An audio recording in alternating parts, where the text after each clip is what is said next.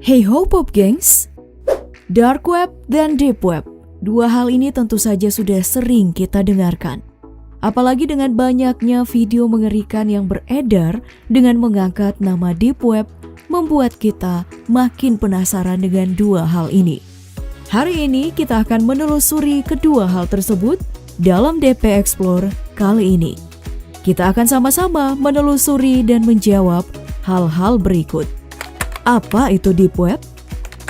Apa beda deep web dan dark web? Bagaimana orang-orang ke sana? Lalu, jika deep web dan dark web berbahaya, kenapa tidak ditutup oleh pihak berwenang?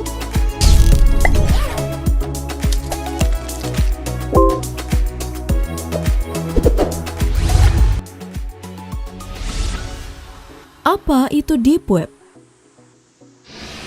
Berdasarkan keterangan dari Amir Lakhani, Senior Security Strategist dari perusahaan layanan keamanan jaringan Fortinet, mengatakan, Deep Web seperti gunung es. Penjelasan Lakhani ini cukup jelas untuk membedakan Deep Web, Dark Web, dan Surface Web yang sering kita gunakan. Nah, Surface Web adalah semua konten yang sudah terindeks dengan mesin pencari seperti Google, Bing, Yahoo, dan mesin pencari lainnya.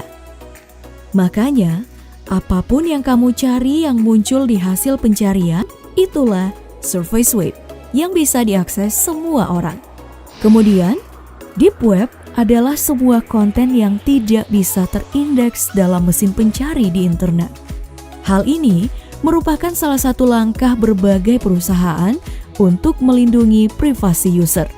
Nah, contoh data deep web termasuk semua video pribadi yang kamu simpan di YouTube, password dari semua akun media sosial kamu, data email pribadi, hingga arsip kerjaan kantor kamu yang tidak terbuka untuk umum. Nah, semua hal ini hanya bisa diakses oleh orang tertentu saja. Karena data-data user ini sangat banyak. Ukuran deep web ini lebih besar dibandingkan dengan surface web dalam penggambaran Amir Lakhani. Sementara, dark web adalah semua konten yang diakses melalui darknet. Untuk mengaksesnya, para pengguna harus menggunakan jaringan berlapis dan perangkat lunak tertentu. Misalnya, The Onion Routers atau TOR yang membuat penggunanya menjadi anonim dalam internet. Singkatnya, dark web ini merupakan bagian lain dari internet yang diakses lewat darknet menggunakan software tertentu seperti TOR. Bagaimana cara deep web diakses? Nah, untuk mengakses deep web dan dark web, kamu harus menggunakan software khusus seperti VPN atau koneksi antar jaringan dan browser TOR.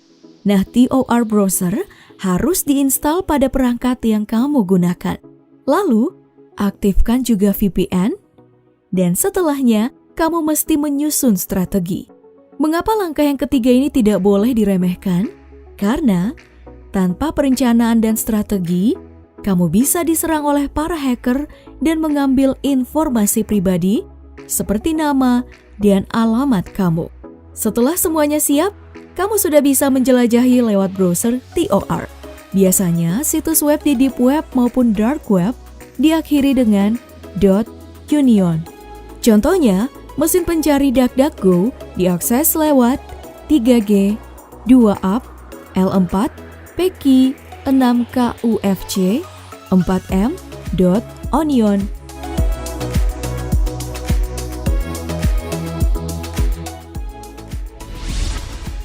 Apa benar deep web berbahaya?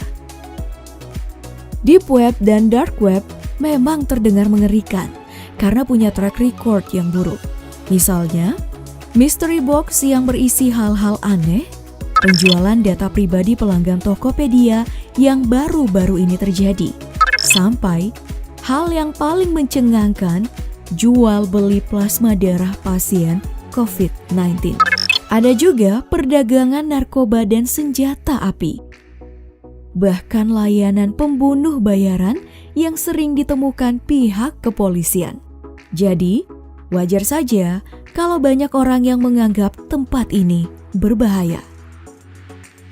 Namun, apa benar semua orang yang mengakses tempat ini orang jahat?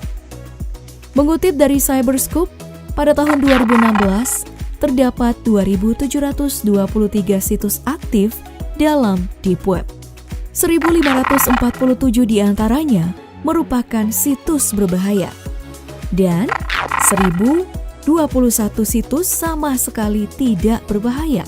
Sisanya, 155 situs tidak diketahui. Jumlah situs berbahaya memang lebih dari 50%. Tapi, berdasarkan statistik pengguna TOR, hanya 3-6% kok pengunjung yang menyambangi situs berbahaya tersebut. Sementara, 90% lainnya melindungi privasi mereka. Ya, meskipun tidak bisa dipungkiri, kalau dark web dipenuhi aneka macam hal ilegal dan berbahaya.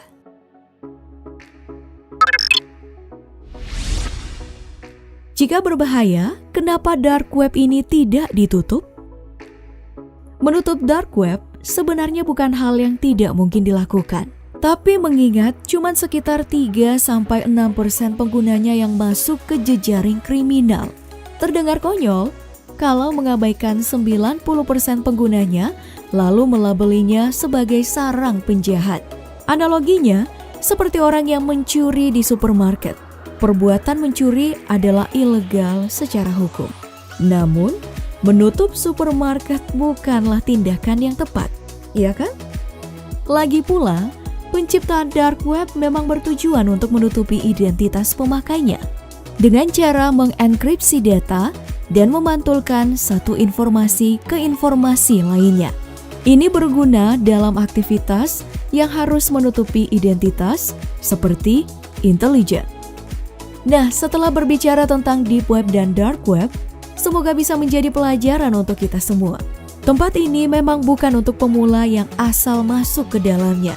Jadi, kalau kamu belum ahli, jangan coba-coba ke sana. Menurut kamu apa hal terpenting dari deep web atau dark web yang barusan kita bahas? Atau ada yang pernah mengaksesnya? Ceritakan pengalaman kamu di kolom komentar. Dan jangan lupa like, share, dan subscribe video ini.